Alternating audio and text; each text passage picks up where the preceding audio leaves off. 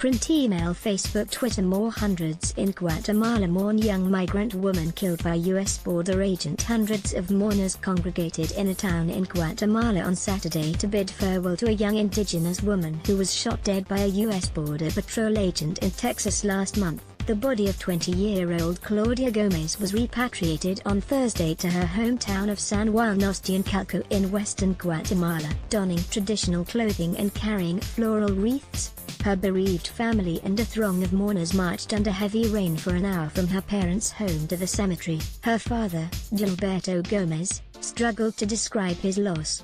"This is very painful. I feel like I am destroyed," he said. "I'd like to know who killed her and have that person right here in front of me." Gomez died of a gunshot wound to the head in an incident on May 23 that is still under investigation.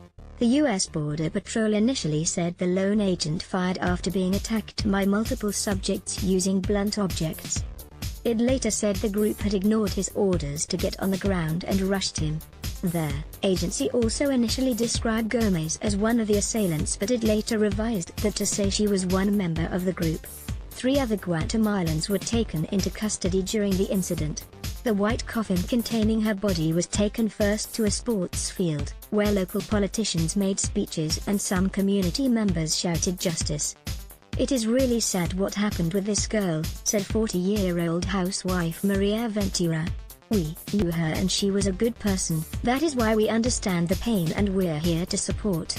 Many of the funeral attendees asked for justice and improved treatment of immigrants in the United States. President Donald Trump has said he plans to build a wall along the southern border with Mexico and often rails against immigrants who enter the country illegally.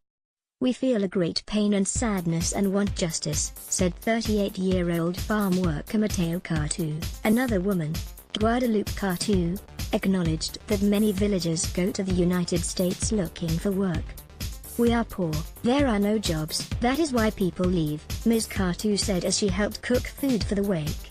In the months after Mr. Trump took office, the number of migrants caught along the U.S.-Mexico border and Mexico's southern border with Guatemala fell dramatically, but arrests have crept back up since. Data from Mexico's Migration Institute shows deportations of Guatemalans fell in the first 3 months of 2017 compared to the previous year, but they have been rebounding close to 2016 levels to nearly 13,200 in the first quarter of 2018. Poverty, as well as deepening violence from criminal gangs and drug traffickers, has driven hundreds of thousands of Central Americans to try and cross the U.S. border illegally or seek asylum.